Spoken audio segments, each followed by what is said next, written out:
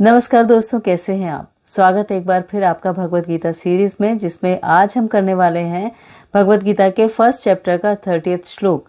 तो 30th श्लोक क्या कहता है? न च शोक नौम्यवस्थितुं भ्रमातीव च मे मनः निमित्तानि च पश्यामि विपरीतानि केशवः। तो इसका अर्थ है कि अब मैं यहाँ अधिक खड़े रहने में असमर्थ हूँ। मैं अपने आप को भूलता जा रहा हूँ। मेरा मन उलझन में है और मैं केवल दुर्भाग्य के कारण ही देख पा रहा हूँ। तो ये श्लोक है जो आज हमें करना है। और जैसा हमने पहले 2 श्लोकास में पढ़ा था कि अर्जुन जो थे उनका मुंह सूख रहा था, उनके अंग कांप रहे थे, वो बहुत वीक फील कर रहे थे, उनके हाथ से गांडीव छूट रहा था और उन्हें कुछ समझ में नहीं आ रहा था। तो उसी के कंटिन्यूएशन में ये श्लोक है जो ये कहता है कि मैं अब यहाँ पर देर तक खड़ा रहने में असमर्थ हूँ। यानी जो कुरुक्षेत्र की भूमि थी, जो युद्ध भूमि थी, उसमें देर तक नहीं खड़े रह पा रहे थे अर्जुन, और कह रहे थे कि मैं अपने आप को भूल रहा हूँ और मेरा मन उलझन में है, मैं केवल दुर्भाग्य का कारण देख रहा हूँ। तो इतनी ज्यादा उलझन और इतनी ज्यादा परेशानी में थे, ऐसी मनोस्थिति में थे जिसमें उन्हें समझ ही नहीं आ रहा था कि हो क्या रहा है और क्या उन्हें आगे बढ़कर इस युद्ध में भाग लेना चाहिए या फिर सब कुछ छोड़कर चले जाना चाहिए। तो फिलहाल उनकी जो स्टेज है वो ऐसी ही थी जिसमें वो इतने परेशान हो गए थे कि उन्हें लग रहा था कि शायद मैं सब कुछ छोड़कर यहाँ से चला जाऊं, मैं यहाँ 1 सेकंड भी और नहीं रुक सकता। और ऐसी मनोस्थिति हमारी भी कई बार हो जाती है जिसमें हम किसी परिस्थिति से भागना चाहते हैं, उसका सामना नहीं करना चाहते, उसका कोई समाधान भी नहीं ढूंढना चाहते। तो अर्जुन भी इसी परिस्थिति में थे जिसमें उन्हें कोई समाधान सूझ भी नहीं रहा था और शायद वो ढूंढना भी नहीं चाह रहे थे और इसीलिए वो जाना चाहते थे वहां से सब कुछ छोड़ छाड़ के। लेकिन भगवान कृष्ण उन्हें फिर संभालते हैं। तो ऐसी मनोस्थिति हुई क्यों?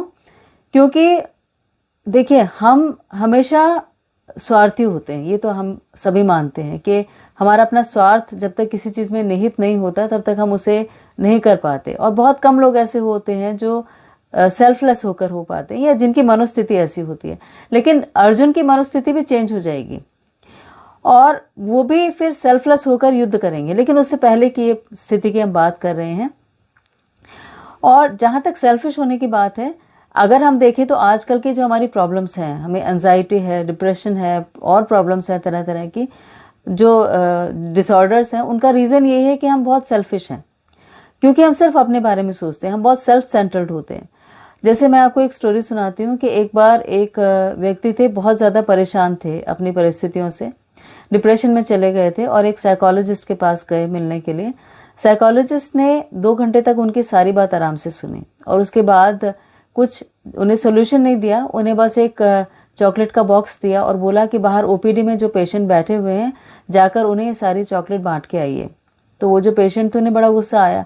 उन्होंने कहा, मैं अपनी प्रॉब्लम्स लेकर आपके पास आया था और आप मुझे चॉकलेट का डब्बा दे रहे हैं कि मैं बाहर ओपीडी में पेशेंट्स को बांट के आ जाऊं, तो ये क्या हुआ? तो फिर जो साइकोलॉजिस्ट थे उन्होंने कहा कि आप बांट के तो आइए। तो फिर भी वो नहीं माने। तो फिर साइकोलॉजिस्ट ने कहा कि यही आपकी प्रॉब्लम है कि आप अपने अंदर सब कुछ समा के बैठे हैं और आपको लगता है आपकी दुनिया, आपका यूनिवर्स सारा आप ही के अंदर है, इससे बाहर आप जाना ही नहीं चाहते। अगर आप बाहर जाकर देखेंगे, लोगों से मिलेंगे, तो उनकी मुस्कुराहट से आपके अंदर भी बहुत एनर्जी आएगी और आपको ये पता लगेगा कि कितनी सारी प्रॉब्लम्स और भी हैं इस दुनिया में, सिर्फ आप ही प्रॉब्लम में नहीं है बल्कि हर कोई है। तो ऐसे हम जब अपने अपने बारे में सोचते हैं, हम सिर्फ अपने पर्सपेक्टिव से किसी चीज को देखते हैं, तो हमें कभी भी ये समझ में नहीं आ सकता कि इसका कोई ब्रॉडर पर्सपेक्टिव भी हो सकता है, इसका कोई बड़ा एक रीजन भी हो सकता है किसी भी काम का। जैसे मान लीजिए G20 की बात करते हैं, तो अगर हम अपने पर्सपेक्टिव से सोचेंगे तो हमें लगेगा कि ओफो, इतना सारा ट्रैफिक जैम हो जाएगा, इतने सारे रूट डाइवर्जन्स हैं, इतनी सारी ट्रैफिक एडवाइजरी है, उसकी वजह से हमें आने जाने में कितनी तकलीफ होगी, 3 दिन के लिए काम भी ठप हो जाएगा, ऑफिस भी बंद होगा, नुकसान भी हो जाएगा पैसे का। लेकिन उसका जो ब्रॉडर पर्सपेक्टिव है, जिसमें कि हम ये सोचेंगे G20 के लिए हमारे देश में 10,000 लोग आ रहे हैं, 29 देशों से ज्यादा देश शामिल हो रहे हैं, तो कितनी बड़ी बात है। और उसके लिए अगर एक छोटा सा सेक्रीफाइस हमें करना पड़ रहा है तो उसमें क्या नुकसान है?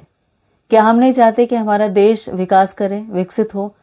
तो छोटे पर्सपेक्टिव से बाहर निकल के बड़े पर्सपेक्टिव को सोचना चाहिए। और यही भगवत गीता हमें सिखाती है कि अर्जुन का जो पर्सपेक्टिव था कि मेरे परिजन, मेरे स्वजन यहाँ पर खड़े हुए हैं और उन्हें छोड़कर और मैं उन्हें मार कर युद्ध करूंगा तो फिर मैं क्या जीत लूंगा, उस प्रॉपर्टी पर मैं कैसे अधिकार जमाऊंगा, वो खून से सनी भी होगी। तो ये अर्जुन सिर्फ अपने पर्सपेक्टिव से देख रहे हैं, लेकिन भगवान कृष्ण एक बड़े पर्सपेक्टिव से सोच रहे थे कि जैसे एक खेत को ग्रो करने के लिए खरपतवार को हटाना पड़ता है और तभी उस खेत की फसल अच्छी हो सकती है, ऐसे ही जो अधर्म है उसका नाश होने से धर्म की स्थापना होगी।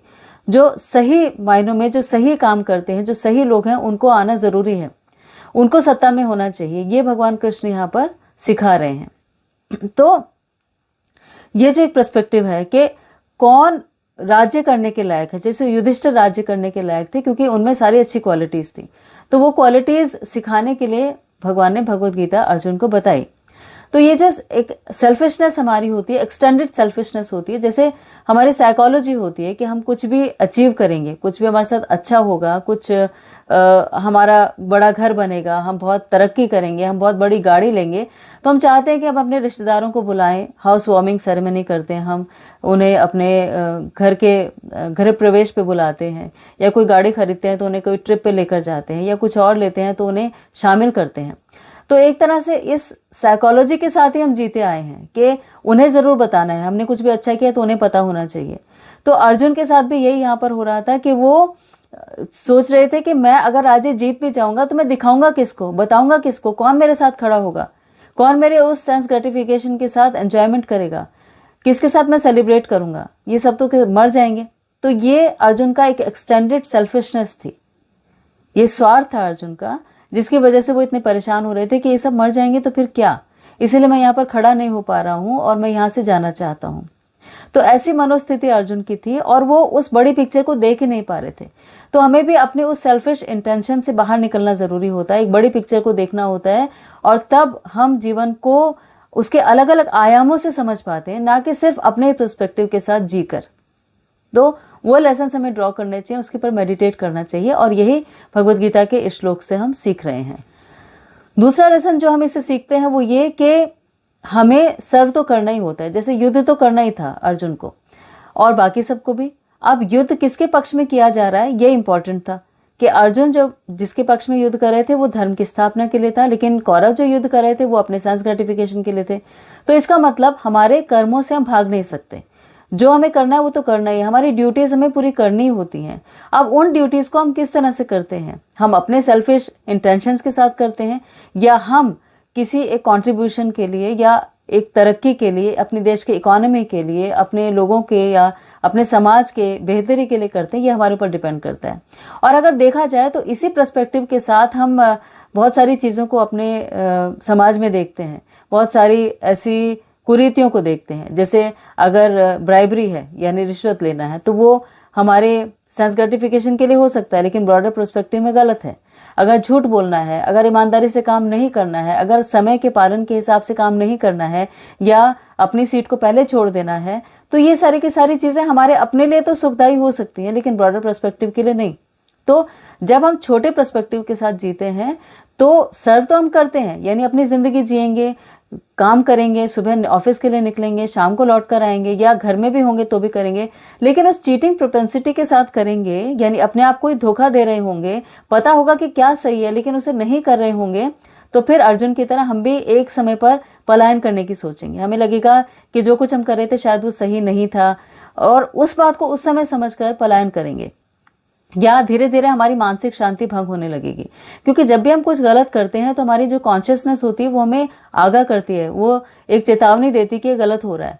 लेकिन अगर हम उसे अनसुना करते हैं तो एक टाइम ऐसा आ जाता है जब हम बिल्कुल अकेले रहना चाहते हैं, जब हम एकांकी हो जाते हैं, जब हम डिप्रेशन में हो जाते हैं, जब हमारी एंजाइटी बढ़ जाती है, जब हमें अलग अलग तरह की फिजिकल प्रॉब्लम्स होने लगती हैं।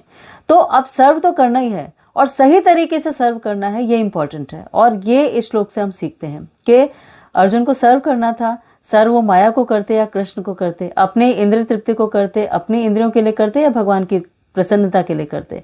युद्ध तो दोनों ही कर रहे थे, कौरव भी कर रहे थे और पांडव भी कर रहे थे, लेकिन कौरव जो थे वो पाप कमा रहे थे युद्ध करके, क्योंकि जितने लोगों को मारने वाले वो थे उससे उन्हें पाप लगना था और उससे उनको वो किसी का अहित कर रहे थे। लेकिन अर्जुन भी उसी युद्ध में वही नरसंहार कर रहा था, लेकिन फिर भी वो भगवान की प्रसन्नता के लिए कर रहा था और इसीलिए कर रहा था ताकि धर्म की स्थापना हो सके, ताकि एक अच्छे न्यायप्रिय राजा को वहां पर गद्दी पर बैठाया जा सके, जो राजा होने के कर्तव्य को समझे और जो अपनी प्रजा की सही मायनों में रक्षा कर सके। तो ये एक ब्रॉडर पर्सपेक्टिव था, इसी के लिए अर्जुन को काम करना था। तो हमें भी हमेशा ये चॉइस हमारे पास रहती है कि हम कर्म तो करेंगे ही करेंगे, लेकिन किसके पक्ष में, किस तरह से, किस पर्सपेक्टिव के साथ, कौन से नजरिए के साथ। तो अगर नजरिया सही होगा तो ultimately at the end of the day, यानी शाम को जब हम सोएंगे तो हम एक सुकून भरी नींद के साथ सोएंगे। नहीं तो हमेशा हमें परेशानी रहेगी, क्योंकि हमने जो कुछ किया उसमें से कुछ चुरा लिया थोड़ा सा, चाहे वो समय था, चाहे वो पैसा था, चाहे वो किसी के साथ न्याय होना था, कुछ ना कुछ एक चीज हमने कम कर दी, माइनस कर दी, और वो माइनस की हुई चीज हमें कभी भी शांति नहीं दे सकती। इसीलिए जहां अर्जुन का जो पर्सपेक्टिव था जिसमें वो दुखी हो रहे थे, उस पर्सपेक्टिव को अगर अपने आप से रिलेट करके हम देखेंगे तो इस श्लोक के सही मायने को समझ पाएंगे, और सही मायने को समझ के हम इसे अपनी जिंदगी में उतार पाएंगे। क्योंकि भगवत गीता पढ़ने का पर्पस यही है कि हम सही चीज को, सही डिसीजन को, सही निर्णय को ले सकें और उसके हिसाब से जिंदगी जी सकें। और जब सही जिंदगी जीते हैं तो बेशक पैसे कम होंगे, बेशक हमारे पास रिसोर्सेज कम होंगे, संसाधन कम होंगे, लेकिन सुकून होगा, शांति होगी, संतुष्टि होगी।